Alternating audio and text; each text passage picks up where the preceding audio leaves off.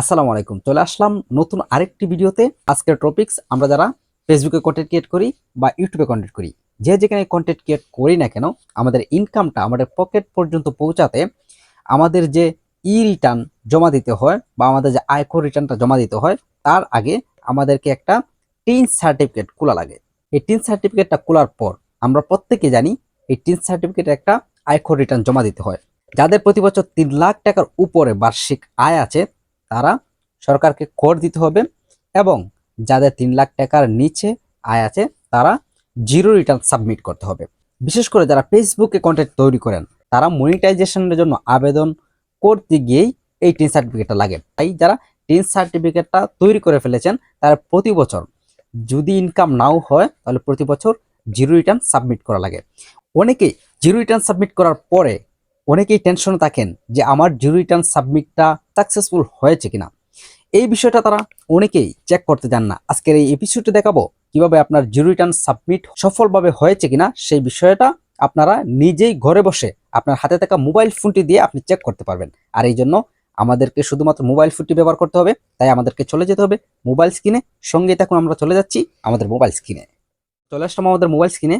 এখান থেকে আমরা সরাসরি চলে যাব আমাদের ফোনে থাকা যে কোনো একটা ব্রাউজারে। তো আমি ক্রোম ব্রাউজারটা সিলেক্ট করে নিলাম। ক্রোম ব্রাউজারে আসার পর ক্রোম ব্রাউজার যে সার্চ বক্স রয়েছে ওইখানে আমরা লিখব রিটার্ন। রিটার্ন লেখার পরে এখানে আমরা সার্চ করব।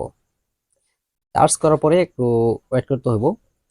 প্রথম যে ওয়েবসাইটটা আসছে দেখেন রিটার্ন, ওইখানে আমরা ক্লিক করে দেব। এখানে আসার পরে এখানে দেখতে পাচ্ছেন যে রিটার্ন ভেরিফাই যে অপশনটা রয়েছে, এই রিটার্ন ভেরিফাই অপশনটাতে আমরা একটা ক্লিক করে দিব। এই রিটার্ন ভেরিফাই ক্লিক করার পরে তারপর এখানে দেখতে পাচ্ছেন যে আপনার টিন সার্টিফিকেটটা এখানে দিতে হবে। এরপরে কত অর্থ বছরের আপনি রিটার্ন যে জমা দিচ্ছেন ওইটা দেখতে চাচ্ছেন, সেইখানে অর্থ বছরটা বসাতে হবে, এবং একটা নিচে ক্যাপচা আছে, ওই ক্যাপচাটা এখানে সম্পূর্ণভাবে হুবহু আপনাকে বসাতে হবে। তো আমি আমার টিন সার্টিফিকেটটা দিয়ে দিচ্ছি, এবং আমার যে অর্থ বছর 2024-2025 এই অর্থ বছরের আমি রিটার্ন জমা দিয়েছি সফলভাবে হয়েছে কিনা এটা আমি চেক করব। তো আমি দিয়ে দিলাম 2025 2024-2025 দিয়ে দিলাম। তারপর আমি ক্যাপচারটা সুন্দর করে আমি সফলভাবে বসালাম। তারপরে আমি এখানে ক্লিক করব, ভেরিফাইতে ক্লিক করব। এই যে এখন ভেরিফাই ক্লিক করলাম। ভেরিফাই ক্লিক করার পরে আপনারা নিচে দেখতে পাচ্ছেন যে আমার নাম আসছে তারেক রহমান, এবং আমার এখানে নিচে আমার টিন সার্টিফিকেট দেওয়া আছে, যে এখানে লেখা লেখা আছে যে আমার এই 2024-2025 যে আমি আয়কর রিটার্ন জমা দিয়েছি এটা ফিল আপ হয়েছে, অর্থাৎ সাকসেসফুল হয়েছে, যে সিস্টেমটা সাকসেসফুল আছে। কিন্তু এটা এই যে আমার লেখাটা আসছে আমার নাম এবং আমার টিন সার্টিফিকেট, এটা দ্বারা বোঝায় যে আমার এই 2024-2025 অর্থ বছরের আয়কর রিটার্নটা যে আমি জমা দিয়েছি এটা সাকসেসফুল হয়েছে।